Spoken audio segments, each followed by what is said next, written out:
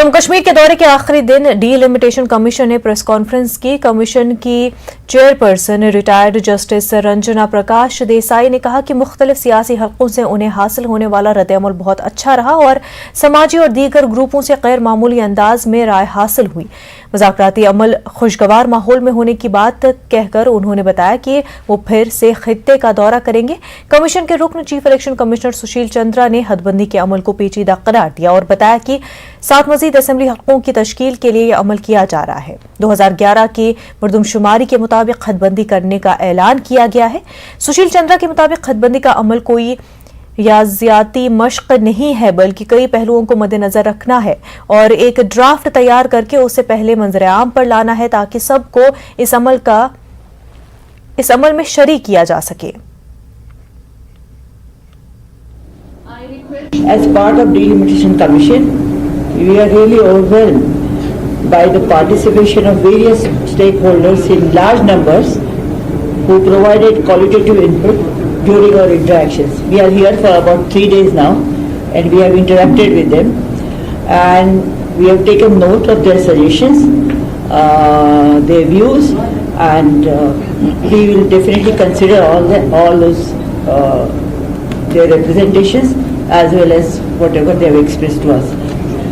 As you know, delimitation is a constitutionally mandated exercise and we collectively have been tasked with this onerous work which we are confident of completing after following due process as laid down in the law. This is our first visit to the UT and I assure you it is not our last. We will have to come again to interact with many more people. This process of consultation is a complex exercise and this commission will take all necessary steps to continue this engagement. This occasion, let me place on record the support and assistance extended by the UT administration and all the concerned officers in making this visit successful. We acknowledge the active participation of all the political parties at Srinagar, Jammu, Anantnag and Kishtwar where we went, and all the DOs and the teams, all of officials facilitated this exercise. As usual, media has been a great support in creating a conducive environment. Jammu से हमारे नुमाइंदे समीर भट्ट हमारे साथ जुड़ चुके हैं। Sameer, commission ने press conference की और बार बार इस बात पर जोर दिया गया कि पूरा जो डीलिमिटेशन का अमल है ट्रांसपेरेंट है, कॉन्स्टिट्यूशन के अकॉर्डिंग है और साथ ही साथ जो भी लोगों के एस्पायरेशंस है, जो भी कंसर्न्स है, जियोग्राफिकल हो, पॉलिटिकल हो, हर तरह की चीजों को जो है मद्देनजर रखा गया है। बिल्कुल बिल्कुल आपने सही कहा और जो बड़ा मैसेज उन्होंने दिया आज, देखिए प्रेस कॉन्फ्रेंस में 2-3 चीजें उन्होंने मोटी मोटी कही है और सबसे पहले उन्होंने कहा कि 7 सीटें बढ़ेंगी क्योंकि बहुत सारे लोग ये कह रहे थे कि कुछ डिमांड्स भी आई थी कि बहुत ज्यादा सीटें बढ़नी चाहिए। उन्होंने क्लियर कर दिया कि जो हम एक्ट के अंडर जो सारे कॉन्स्टिट्यूशनल जो प्रोविजन है उसके अंडर जो डिलिमिटाइज करना है सिर्फ 7 सीटें बढ़ा सकते हैं हम, उससे ज्यादा नहीं है। दूसरा उन्होंने ये कहा है कि कोई भी जो फाइनल ड्राफ्ट बनेगा, जो भी फाइनल जब ये सारा एक्सरसाइज कंप्लीट होगा तो जो फाइनल ड्राफ्ट है वो पब्लिक डोमेन में आएगा, फिर लोगों की सजेशंस ली जाएंगी। तो इसका मतलब ये है कि कोई जल्दबाजी वो नहीं करना चाहते हैं, कोई ऐसा चीज नहीं करना चाहते कि एक पर्टिकुलर सेक्शन नाराज हो और दूसरा खुश हो जाए। और तीसरा सबसे बड़ा उन्होंने कहा कि हम किसी के प्रेशर में काम नहीं कर रहे हैं। उन्होंने कहा कि हम judicially under the constitution, under the act जो भी प्रोविजन है उसके अंडर काम कर रहे हैं क्योंकि ये बड़ा उन्होंने एक मैसेज दिया है उन लोगों को, खासकर पीडीपी जिन्होंने इसका बाइकआउट किया था। जब उनसे पूछा गया कि क्या आपको लगता है कि जो पीडीपी ने एक चार्ज लगाया है कि यहाँ पे ये जो सारा स्क्रिप्टेड है या पहले ही प्री प्लान्ड है, तो उन्होंने कहा कि ऐसी कोई बात नहीं है। ये हमने जो एक्सरसाइज की है ये हम अगर हमारे दिल में कोई खदशा होता या हमारे को कोई किसी अंडर प्रेशर होते तो हम कभी भी यहाँ पे नहीं आते। इतने लोगों से 290 ग्रुप से वो मिले हैं, इंडिविजुअल से मिले हैं, ऑर्गेनाइजेशन से जिसमें इलेक्टेड रिप्रेजेंटेटिव्स हैं, पॉलिटिकल पार्टीज के लोग हैं। तो उन्होंने कहा कि हम 4 दिन का हमने जो मशक्कत की है हम इसको एक एक्सरसाइज मानते हैं। फर्स्ट टाइम हम यहाँ पे आए, हम दोबारा आएंगे यहाँ पे और जो डिलिमिटेशन का प्रोसेस है जो हमें टाइम दिया गया है अगले मार्च से पहले तक हमें पूरी उम्मीद है कि हम इसको कंप्लीट करेंगे। और सबसे दूसरी बात उन्होंने ये कहा कि जो हमें रिस्पांस मिला है, चाहे कश्मीर वैली में, चाहे चिनाब वैली में या जम्मू में, वो बहुत ही ओवरवेलमिंग रहा, उससे वो खुश हैं। हमने बहुत लोगों से बात की है, उन्होंने वैल्यूबल सजेशंस दिए हैं, हम उन सजेशंस को ले लेंगे। उनके जो खदशात हैं या उनकी जो सजेशंस, उसको हम लेके आगे चलेंगे। और उन्होंने कहा कि लेकिन उन्होंने साफ ये कहा कि 2011 के सेंसस पे हो, क्योंकि बहुत सारी पार्टीज जो है वो कह रही थी कि 2021 का सेंसस होना चाहिए, उसको आधार बनाना, उसको बेस बना के नया जो है डिलिमिटेशन प्रोसेस होना चाहिए। तो उन्होंने कहा कि हमारे पास वो प्रोविजन नहीं है, हम 2011 के ही सेंसस के तहत वो करेंगे। और जाहिर तौर पर बहुत सारी चीज़ों का उन्होंने टच किया है। और उन्होंने ये कहा है कि डिलिमिटेशन प्रोसेस से जो नेग्लेक्टेड लोग हैं, और एक और बात उन्होंने बड़ी कही, उन्होंने कहा कि सिर्फ पॉपुलेशन को आधार नहीं बनाया जाएगा, बेस नहीं बनाया जाएगा, बल्कि जो जोग्राफिकल और टोपोग्राफिक कंडीशंस हैं किसी पर्टिकुलर एरिया के, और उसको अभी तक रिप्रेजेंटेशन नहीं मिली है, उसको भी मद्देनजर रखा जाएगा। और ये बड़ी बात है, क्योंकि आमतौर पर क्या होता है, जो डिलिमिटेशन का प्रोसेस होता है उसमें पॉपुलेशन के हिसाब से बेस बनाया जाता है, उसको एक बेस बना के चलाया जाता है। लेकिन इस बार उन्होंने कहा कि टोपोग्राफी, जोग्राफिकल कंडीशंस और जो कम्युनिटीज़ हैं जिनको अभी तक नेग्लेक्ट किया गया है, उनको रिप्रेजेंटेशन नहीं मिली है, उसको भी मद्देनजर रखा जाएगा। उन्होंने कहा कि हमने बहुत सारे लोगों से बात की और हमने हर एक का व्यू पॉइंट लिया है, और जो हमें मोटा मोटा समझ आया है कि यहाँ पे लोग चाहते हैं डिलिमिटेशन हो। हर कोई जो उनसे मिला है उनका ये कहना है कि वो लोग खुश हैं, वो चाहते हैं कि डिलिमिटेशन हो और फिर यहाँ पे इलेक्शंस हो। और उन्होंने यकीन दिलाया कि बहुत जल्द हम इस एक्सरसाइज को कंप्लीट करेंगे और उसके बाद जम्मू कश्मीर में असेंबली इलेक्शंस होंगे। तो जो आज उनका ये जो मैसेज था वो उन लोगों के लिए भी था कि जो लोग कुछ इस पे आपत्ति उठा रहे हैं, इस पर कुछ अप्रीहेंशन उठा रहे हैं, उन्होंने कहा कि हम कोई प्रेशर में, किसी के प्रेशर में। और दूसरा, जो बीजेपी डिमांड कर रही थी कि 24 जो पीओजी की सीट्स हैं उनमें से 8 को डिफ्रीज किया जाए, उनको फिर रिजर्व किया जाए, उन्होंने कहा कि ऐसा कोई प्रोविजन नहीं है, हम ऐसा कर नहीं सकते हैं। तो जो उन्होंने आज बात कही, उन्होंने प्रैक्टिकल बात की, ग्राउंड पे जो सिचुएशन देखी, उन्होंने कहा कि हम कोई भी ऐसा काम नहीं करेंगे। उन्होंने एश्योर किया कि कोई भी ऐसा काम नहीं जिससे किसी को हम पे सवाल उठाने का मौका मिलेगा। उन्होंने कहा कि पूरा जम्मू और कश्मीर वैली को देखकर, उनकी सारी चीज़ों को देखकर हम ये एक्सरसाइज करेंगे। किसी एक पर्टिकुलर रीजन या किसी एक पर्टिकुलर एरिया को ज़्यादा खुश करके दूसरे रीजन को नाराज़ करके हम वो नहीं काम करना चाहते। हम चाहते हैं कि जो एक्सरसाइज, ये ट्रांसपेरेंट एक्सरसाइज है, जुडिशियल एक्सरसाइज है, और उसमें हम किसी को भी ये मौका नहीं देंगे कि कल वो हम पे सवालिया निशान उठाए। तो जाहिर तौर पर उन्होंने एक कोशिश की है जो लोगों में खदशात है उसको हटाने की। और दूसरा, जो पॉलिटिकल पार्टीज ने सजेशंस दी हैं उनको भी एक मैसेज दिया है कि हम उनके सजेशंस को और उनकी जो व्यूज़ है उनको हमने सीरियसली लिया है और उसको हम आगे बढ़ के चलेंगे। तो कुल मिला के हम देखेंगे कि जो 4 दिन में 290 ऑर्गेनाइजेशंस और इंडिविजुअल से उनका मिलना, ये एक अपने आप में हम ये मानते हैं कि हम ये समझ सकते हैं कि एक अच्छा एक्सरसाइज हुआ है, कामयाब एक्सरसाइज उन्होंने किया। और जब ये दिल्ली जाएंगे तो इतना बड़ा इनपुट इनको है कि आज वो डीसी से मिले हैं, चीफ सेक्रेटरी से मिले हैं, एडमिनिस्ट्रेशन में जो टॉप लोग हैं उनसे मिले हैं, उनकी बात सुनी है।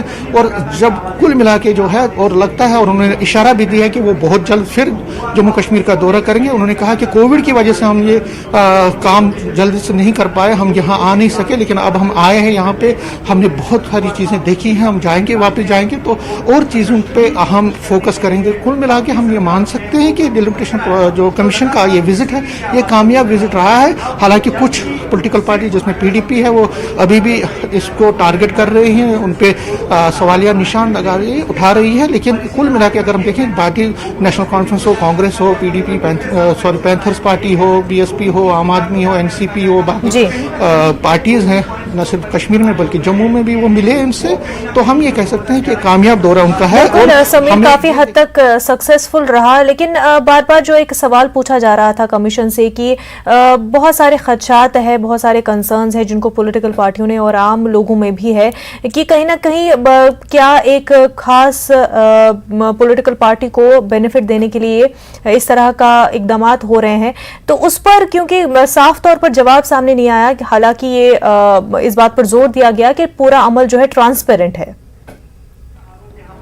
विभिन्न राजनीतिक दल लगा रहे हैं, उसको कहीं ना बिल्कुल आपने सही कहा और ये बहुत बड़ी बात है क्योंकि देखिए डिलिमिटेशन प्रोसेस करना है, सीटें बढ़ानी है, लेकिन अगर पॉलिटिकल पार्टीज इसमें पार्टिसिपेट नहीं करेंगी तो जो डिलिमिटेशन का प्रोसेस है, क्योंकि ये डिलिमिटेशन प्रोसेस क्यों हो रहा है, वो इसलिए हो रहा है कि सीटें बढ़ेंगी, इलेक्शंस होंगे, यहाँ असेंबली के इलेक्शंस करवाने हैं, लेकिन अगर पॉलिटिकल पार्टीज इसमें शामिल नहीं हो और वो भी मेन स्ट्रीम पॉलिटिकल पार्टी जो बड़ी पार्टीज है, अगर तो उससे गलत एक मैसेज जाएगी। तो आज उन्होंने बार बार ये कहा कि किसी भी पार्टी को ये नहीं समझना चाहिए कि कोई भी हम किसी के अंडर प्रेशर कर रहे हैं या हमें कोई डायरेक्ट कर रहा है या हमें कोई समझा रहा है। हम कोई भी ऐसा काम नहीं करेंगे कि जिससे कल हम पे सवालिया निशान उठाए। तो सीधा उन्होंने पीडीपी से बात, उन्होंने कहा यू आर वेलकम, उन्होंने कहा कि आगे चल के आप अगर फिर बात हमसे करना चाहते हैं, आप कभी भी हमसे बात कर सकते, हमारे साथ राब्ते में रह सकते हैं, हमें सजेशन दे सकते हैं। तो उन्होंने कहा कि हम कोई जल्दबाजी में कोई काम नहीं करना चाहते। और जो दूसरी बात उन्होंने कहा कि फाइनल ड्राफ्ट बनेगा इसका, जो वो एक्सरसाइज जो उन्होंने की है, इसका एक फाइनल ड्राफ्ट बनेगा, उसको पब्लिक डोमेन में लाया जाएगा, पब्लिक डोमेन में लोगों से फिर सजेशंस ली जाएंगे और फिर जो डिलिमिटेशन का प्रोसेस कंप्लीट होगा। तो उन्होंने कहा कि जल्दबाजी में कोई हम, तो जाहिर तौर पर एक मैसेज है उन लोगों के लिए जो इस डिलिमिटेशन पे सवालिया निशान उठा रहे हैं, खासकर कश्मीर वैली में की कुछ जो ग्रुप्स हैं। तो हम ये कह सकते हैं कि एक कुल मिला के उन्होंने एक समझाने की कोशिश की है और अपने जो उनका स्टैंड है उस पर उन्होंने ये कहा है कि आगे चल के वो जो भी एक्सरसाइज है उसको जुडिशल और कॉन्स्टिट्यूशनल तरीके से जो अभी वो कर रहे हैं। तो खास तौर पर उनका जो इशारा था वो एक मैसेज थी, एक अपील भी थी कि जो नाराज है वो आए, बात करें, हम उनकी सजेशंस लेंगे और आगे चल के जो डिलिमिटेशन प्रोसेस है ताकि इसको जल्द से जल्द कंप्लीट किया जाए, सभी को ऑन बोर्ड लेकर, न सिर्फ एक पॉलिटिकल पार्टी या दो पॉलिटिकल पार्टी या तीन, सभी बिल्कुल हर तबके को, हर स्टेक होल्डर को इसमें कंसिडर किया जाएगा। समीर, बेहद शुक्रिया आपका। नेटवर्क 18 फेडरल बैंक संजीवनी गाड़ियां पूरे मुल्क में कोरोना वायरस से मुतासरा अजला में गश्त कर रही हैं। वैक्सीन की अहमियत के हवाले से बेदारी लाने की हमारी कोशिशों को आपकी तायीद की अशद जरूरत है। आइए एक नजर डालते हैं कि संजीवनी गाड़ियां किन इलाकों में हैं।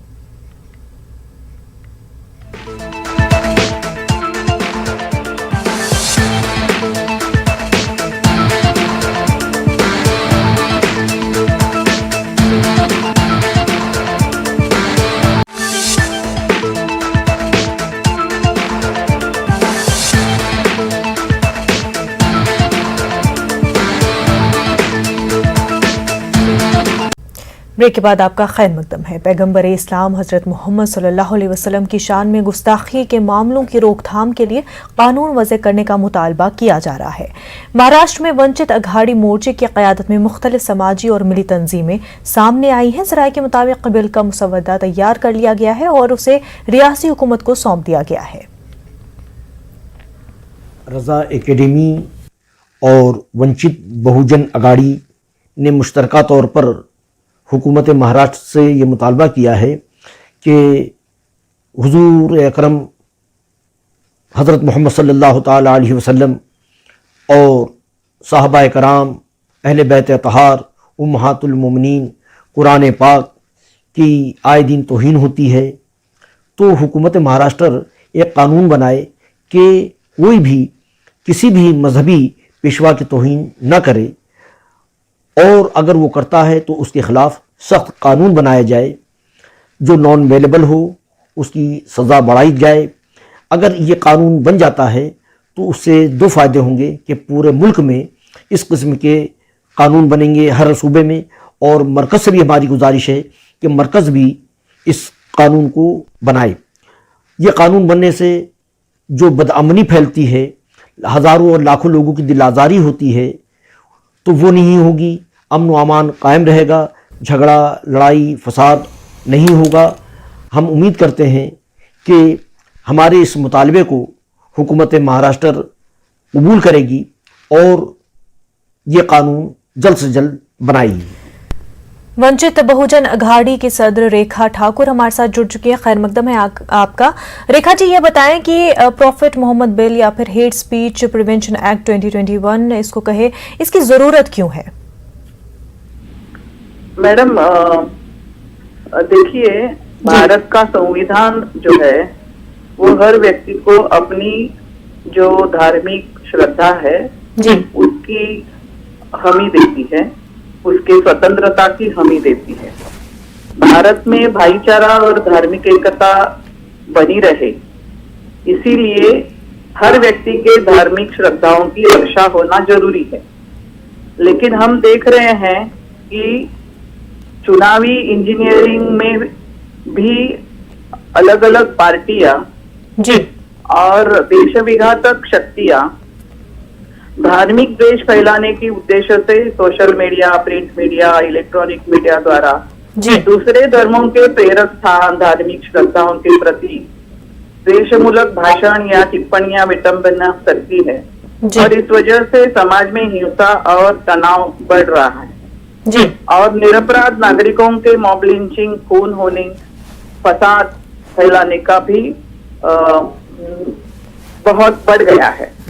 इस जी। बात को रोकने के लिए समाज में धार्मिक एकता बरकरार रहे और नागरिकों की धार्मिक स्वतंत्रता की रक्षा हो, इसलिए hate speech prohibition act 2021 draft किया गया, जो महाराष्ट्र सरकार को हमने उसके लिए आंदोलन भी किया 5 तारीख को जी अधिवेशन पर, और ये मांग की कि ये जो ड्राफ्ट है उसका बिल बनाया जाए और वो कानून बने जी कि इसकी वजह से फिर हमारे देश में फसाद न हो, धार्मिक भाईचारा टिका रहेगा, अमन और चैन बढ़ेगा।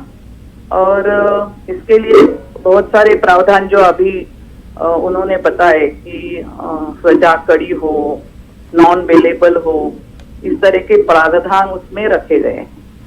रेखा जी, ये बताएं कि जो विलिफिकेशन चाहे रिलीजियस फिगर्स की या डीटीज की होती है, उस क्राइम के अगेंस्ट में इस ड्राफ्ट में क्या सजा का सजेशन किया गया है कि किस तरह से सजा होनी चाहिए, किस तरह से इन केसेस के ऊपर जो है कार्रवाई होनी चाहिए? तो जुर्माना भी है और सजा भी है, 3 साल से ऊपर की सजा हो और 10,000 हर कृति ऐसी जो होगी उसके लिए जुर्माना भी 10,000 से ज्यादा 10,000 होना चाहिए। ये प्रावधान उसमें है और खास तौर पर वो नॉन बेलेबल है। जी रेखा जी, ये बताएं कि पोलराइज्ड पॉलिटिकल एनवायरनमेंट में क्या ऐसा भी हो सकता है कि कुछ ग्रुप्स जो अपना पॉलिटिकल फायदा उसमें देखना चाह रहे हो, वो किसी तरह से इन चीजों का फायदा भी उठा सकते हैं? अगर ये एक्ट आ जाता है, कानून बन जाता है, क्या उसका कुछ गलत फायदा भी उठाया जा सकता है? गलत फायदा जो उठाने वाले हैं वो उठा सकते हैं, उसकी कोई बात नहीं है।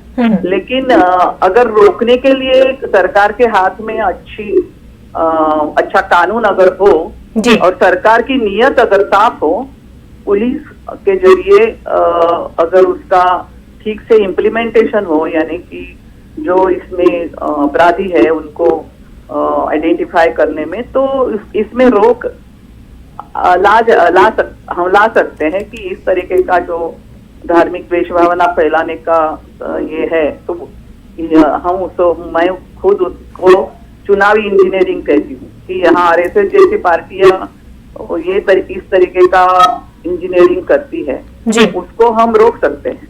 जी रेखा जी, ये बताएं कि मैन्यूस्क्रिप्ट ड्राफ्ट हो चुका है, ऐसे में अगर आपकी मांग ये है कि एक्ट बनाया जाए, लेकिन अगर महाराष्ट्र सरकार इस मुद्दे को उस तरह से नहीं लेती और इस पर कानून नहीं बनता, तो आगे क्या कुछ स्टेप्स लिए जाएंगे?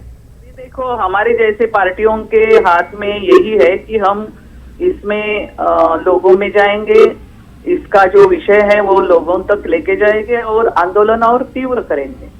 जी रेखा ठाकुर जी, आपका बेहद शुक्रिया हमारे साथ बात करने के लिए। आगे बढ़ते हैं। मध्य प्रदेश में ओबीसी रिजर्वेशन को लेकर साबिक सीएम कमलनाथ के ट्वीट पर सियासत शुरू हो गई है। साबिक सीएम कमलनाथ ने ट्वीट करके कांग्रेस हुकूमत के जरिए ओबीसी रिजर्वेशन को 14% से बढ़ाकर 27% करने का जहां जिक्र किया है, वहीं उन्होंने रिजर्वेशन को लेकर शिवराज सिंह हुकूमत के जरिए अदालत में मजबूत ढंग से पैरवी नहीं किए जाने पर तनकीद का निशाना बनाया है। वहीं बीजेपी ने साबिक सीएम कमलनाथ के ट्वीट पर जवाबी हमला करते हुए कांग्रेस की पॉलिसी को पसमानदा तबकात को गुमराह करने से ताबीर किया है। बीजेपी ने सवाल किया है कि कांग्रेस बताए कि मुल्क की किस रियासत में अब तक ओबीसी को 27% रिजर्वेशन दिया गया है। तो आपको बता दें कि मध्य प्रदेश में ओबीसी रिजर्वेशन को लेकर के साबिक सीएम कमलनाथ ने ट्वीट किया है और उस पर सियासत भी शुरू हो चुकी है। कमलनाथ ने ट्वीट करके कांग्रेस हुकूमत के जरिए ओबीसी रिजर्वेशन को 14% से बढ़ाकर 27% करने का जिक्र किया। उन्होंने रिजर्वेशन को लेकर के शिवराज हुकूमत के जरिए अदालत में मजबूत ढंग से पैरवी नहीं किए जाने पर तनकीद का निशाना भी बनाया है। वहीं बीजेपी ने साबिक सीएम कमलनाथ के ट्वीट पर जवाबी हमला भी किया। भोपाल से हमारे नुमाइंदे मेहताब आलम हमारे साथ जुड़ चुके हैं। मेहताब, रिजर्वेशन ओबीसी को लेकर के भी फिर से सियासत शुरू हो गई और कांग्रेस फिर से हमला बोल रही है शिवराज हुकूमत पर। हाँ मुनज़्ज़ा, इसकी वजह यह है कि मध्य प्रदेश में फिर जो है बलदियाती इंतखाबात होने वाले हैं। इंतखाबात को लेकर दोनों पार्टियां चाहती हैं कि ज़्यादा से ज़्यादा वोट उनके हक में जाए, क्योंकि ओबीसी की अगर जब हम बात करें तो मध्य प्रदेश में एससी, एसटी और ओबीसी वोटर्स की अगर हम बात करें तो इनकी तादाद 76% होती है और तमाम पार्टियां चाहती है कि ज़्यादा से ज़्यादा इनको लुभाया जाए। यही वजह है कि आज मध्य प्रदेश के साबिक वज़ीर आला कमलनाथ ने मध्य प्रदेश के नए गवर्नर से मुलाकात की और वहाँ पर एससी, एसटी के मसाइल से वाकिफ कराया और वहीं पर उन्होंने ट्वीट कर जो है ये बात का इल्ज़ाम लगाया कि शिवराज हुकूमत नहीं चाहती है कि ओबीसी रिजर्वेशन हो। कांग्रेस को उन्होंने हवाला दिया कि कांग्रेस ने 14% से बढ़ाकर 27% रिजर्वेशन किया था, लेकिन शिवराज हुकूमत जो है सुस्त रवि के साथ अदालत में पैरवी कर रही है। अगर ये मजबूती के साथ पैरवी कर दे तो यहाँ पर जो है न सिर्फ रिजर्वेशन मिल जाएगा बल्कि जो पिछमानदा तबकात है ओबीसी के है उनको उनके हुकूक मिल जाएंगे। वहीं पर भारतीय जनता पार्टी का कहना है कि कमलनाथ सिर्फ सियासत कर रहे हैं। आज तक जो है कांग्रेस ने इस मामले पर कभी अमली इकदाम नहीं किया है और यही नहीं, उन्होंने ये भी सवाल किया है भारतीय जनता पार्टी ने कि हिंदुस्तान की उस रियासत का नाम बताया जाए जहां पर 27% ओबीसी रिजर्वेशन का निफाज किया गया है। इस तरह से हम देखते हैं कि कोरोना के बाद हालात जिस तरह से बेहतर हो रहे हैं वहीं पर सियासत जो है वोटों को लेकर तेज हो गई है। बिल्कुल, मेहताब आलम, बेहद शुक्रिया आपका। कोरोना वबा के दौरान बाहमी इमदाद और इन्हिसार का जज्बा मुस्तहकम हुआ है। मुल्क इस वबा से मुतहिद होकर मुकाबला कर रहा है। टीकाकारी के ऐलान के बाद हम बेहतर ताउन करें जिससे हम कोरोना को मात देने की जानिब कदम बढ़ा सके। नेटवर्क 18 इस मुहिम में हर कदम पर आपके साथ रहेगा। जब तक सब भी महफूज नहीं तब तक कोई भी महफूज नहीं होगा और इसी सोच की बुनियाद पर हमारी मुहिम संजीवनी का मकसद ये यकीनी बनाना है कि वैक्सीन पाना सभी हिंदुस्तानियों का हक है।